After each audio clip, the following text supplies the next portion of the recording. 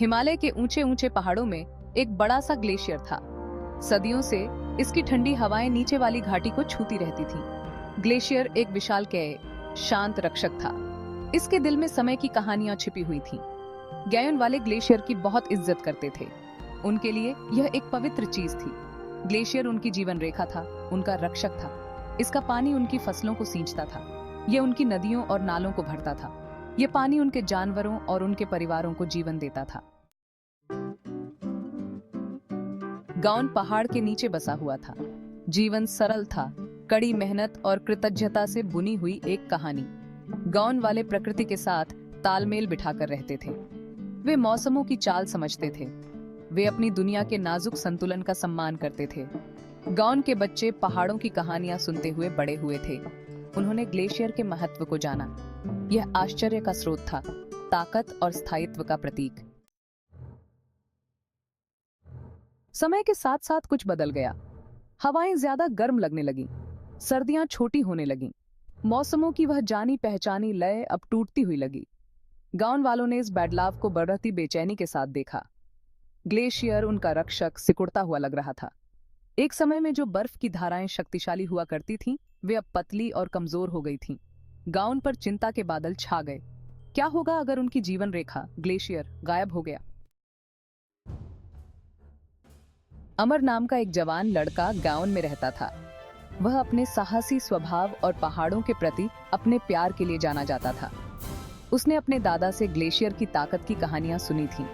अमर इसे खुद अपनी आंखों से देखना चाहता था। एक दिन अमर ने पहले से कहीं ज्यादा ऊंचाई तक चढ़ने का फैसला किया। वह ग्लेशियर को पास से देखना चाहता था।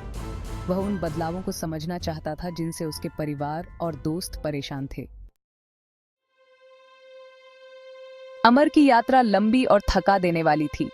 वह बर्फीले रास्तों पर चलते हुए हर कदम पर अपने भीतर की चिंता को महसूस कर रहा था। उसकी आंखों में एक अजीब सी बेचैनी थी, जैसे वह किसी अनजाने खतरे का सामना कर रहा हो। जैसे जैसे वह चढ़ता गया, उसने ऐसी चीजें देखीं जिससे उसके डर और बियर आच गए। ऊंचाई पर पहुंचते ही उसे महसूस हुआ कि यह यात्रा केवल शारीरिक नहीं, बल्कि मानसिक भी थी। हर मोड़ पर उसे अपने डर से जूझना पड़ रहा था। कभी शक्तिशाली रहने वाली धाराएं अब पतली धाराओं में बदल गई थीं। यह परिवर्तन केवल प्राकृतिक नहीं था, बल्कि यह एक चेतावनी थी। अमर ने महसूस किया कि यह बदलाव उसके जीवन के लिए भी एक संकेत हो सकता है। उसने ऐसी जगहों पर सूखी धरती देखी जहां हमेशा बर्फ पड़ा करती थी। यह दृश्य उसके दिल को चीर देने वाला था। उसने सोचा कि अगर प्रकृति इतनी तेजी से बदल सकती है, तो इंसान की स्थिति क्या होगी। जब अमर आखिरकार उस जगह पर पहुंचा जहां से वह ग्लेशियर को देख सकता था, तो उसका हृदय डूब गया। वह दृश्य उसकी उम्मीदों के विपरीत था। उसने सोचा था कि वह एक विशाल, चमकदार ग्लेशियर देखेगा, लेकिन उसे केवल पिघलती हुई बर्फ और टूटते हुए टुकड़े मिले। उसने जो देखा वह उसके दादा की कहानियों वाले उस राजसी विशालकाय की परछाई मात्र था। उसके दादा ने उसे बताया था कि ये ग्लेशियर कितने भव्य और शक्तिशाली थे, लेकिन अब वे केवल एक धुंधली याद बनकर रह गए थे। बर्फ सुस्त थी, दरारों से भरी हुई थी। यह दृश्य उसके मन में एक गहरी छाप छोड़ गया।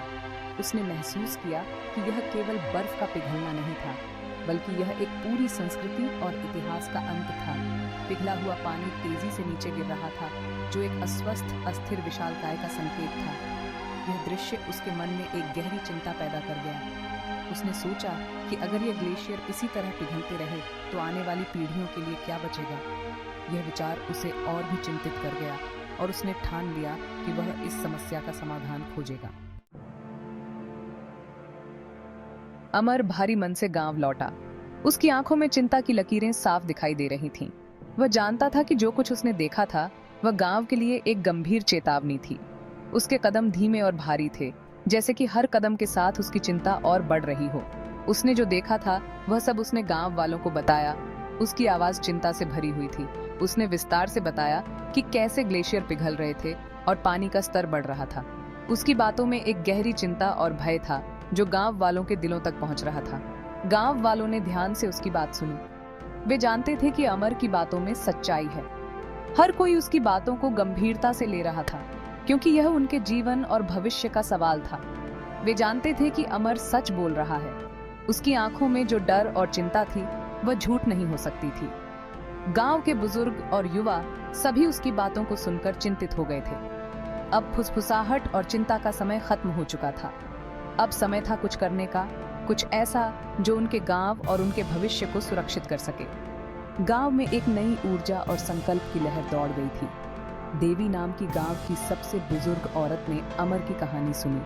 उसकी आंखों में एक गहरी समझ और अनुभव की झलक थी। उसने अपने जीवन में कई कठिनाइयों का सामना किया था, लेकिन यह चुनौती कुछ अलग थी। वह जानती थी कि अब कुछ करने का समय आ गया है। उसने गांव वालों को एकत्रित किया और उन्हें समझाया कि अब हमें मिलकर इस समस्या का सामना करना होगा। उसकी बातों में एक दृढ़ता और संकल्प था जिसने गांव वालों को प्रेरित किया। वे अब और इन चेतावनियों को नजरअंदाज नहीं कर सकते थे। हर किसी ने महसूस किया कि अब समय आ गया है कि वे एकजुट होकर इस समस्या का समाधान खोजें। गांव के हर व्यक्ति ने अपने हिस्से की जिम्मेदारी समझी और उसे निभाने का संकल्प लिया। उन्हें अपने प्यारे ग्लेशियर, अपने भविष्य की रक्षा के लिए कोई रास्ता खोजना होगा। उन्होंने मिलकर योजना बनाई और अपने संसाधनों को एकत्रित किया। हर किसी ने अपने हिस्से का योगदान दिया ताकि वे अपने गांव और अपने भविष्य को सुरक्षित कर सकें। यह एक नई शुरुआत थी, एक नई उम्मीद के साथ। भाग 7, छोटे कदम बड़ा बदलाव। देवी ने गांव की एक सभा बुलाई। उसने अमर की हिम्मत और उसके द्वारा लाए गए संदेश के बारे में बताया। गांव वाले जानते थे कि उन्हें कुछ करना होगा, लेकिन एक छोटा सा गांव एक वैश्विक समस्या से कैसे लड़ सकता था। देवी ने अपनी शांत बुद्धि से उन्हें याद दिलाया, हर बूंद मायने रखती है, हर छोटा कदम फर्क डालता है। उन्होंने खुद से शुरुआत करने का फैसला किया। उन्होंने अपने कार्बन फुटप्रिंट को कम करने, ज्यादा सतत तरीके से जीने का संकल्प लिया। भाग 8, रक्षा का वादा। गांव वालों ने पेड़ लगाना शुरू कर दिया। उन्होंने सफाई अभियान चलाए, नदियों और नालों से कचरा साफ किया। उन्होंने सौर ऊर्जा जैसे अक्षय ऊर्जा स्रोतों को अपनाया। उन्होंने जलाऊ लकड़ी पर अपनी निर्भरता कम की, बायोगैस और ज्यादा कुशल चूल्हे अपनाए। गांव के बच्चे बदलाव के छोटे दूत बन गए। उन्होंने अपने परिवारों और दोस्तों को जलवायु परिवर्तन के बारे में शिक्षित किया। उन्होंने जागरूकता कार्यक्रम आयोजित किए, संरक्षण और स्थिरता का संदेश फैलाया। भाग 9, ग्लेशियर का गीत। साल बीतते गए। हिमालय की ऊंचाइयों में जहां बर्फ की चादरें अनंत काल से फैली हुई थीं, वहां एक धीमी लेकिन स्थिर परिवर्तन हो रहा था। ग्लेशियर, जो कभी अडिग और अचल था, अब धीरे धीरे पिघलने लगा था। गांव ने अपने प्रयास जारी रखे। गांव के लोग, जो प्रकृति के साथ सामंजस्य में जीते थे, उन्होंने अपने पर्यावरण को बचाने के लिए कई छोटे छोटे कदम उठाए। उनके कार्य हालांकि छोटे थे, लेकिन उनका असर होने लगा था। उन्होंने पेड़ लगाए, पानी के स्रोतों को संरक्षित किया और कचरे को सही तरीके से निपटाया। हवा ज्यादा साफ लग रही थी। आसमान का नीला रंग और भी गहरा हो गया था और पक्षियों की चहचहाहट फिर से सुनाई देने लगी थी। नदियां थोड़ी ज्यादा तेज बह रही थीं।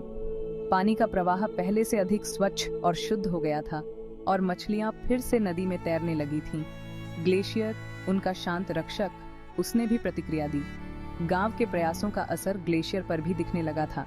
हालांकि यह पूरी तरह से ठीक नहीं हुआ था, लेकिन इसके पिघलने की गति धीमी हो गई थी। ग्लेशियर की बर्फ अब पहले से अधिक स्थिर लग रही थी। ऐसा लग रहा था कि यह थोड़ा और ऊंचा खड़ा है। इसकी ठंडी सांसें थोड़ी स्थिर हैं। ग्लेशियर की ऊंचाई और उसकी ठंडी हवा ने गांव वालों को एक नई उम्मीद दी। गांव वालों को उम्मीद की किरण दिखाई दी। उन्होंने महसूस किया कि उनके छोटे छोटे प्रयासों का बड़ा असर हो सकता है। उनके प्रयास व्यर्थ नहीं गए थे। गांव के लोग अब और भी उत्साहित थे और उन्होंने अपने प्रयासों को और भी बढ़ाने का संकल्प लिया। वे जानते थे कि अगर वे इसी तरह मेहनत करते रहे तो वे अपने पर्यावरण को बचा सकते हैं और आने वाली पीढ़ियों के लिए एक बेहतर भविष्य बना सकते हैं। भाग 10, एक उज्जवल भविष्य। गाउन और ग्लेशियर की कहानी उम्मीद और लचीलेपन की कहानी है। यह एक अनुस्मारक है कि वैश्विक चुनौतियों के सामने भी व्यक्तिगत कार्य फर्क ला सकते हैं। यह कहानी हमें याद दिलाती है कि हम सभी प्रकृति से जुड़े हुए हैं। इसकी रक्षा करना हमारा दायित्व है, न केवल अपने लिए बल्कि आने वाली पीढ़ियों के लिए भी। भविष्य हमारे हाथ में है और हमारे पास एक उज्जवल, अधिक स्थायी दुनिया बनाने की शक्ति है।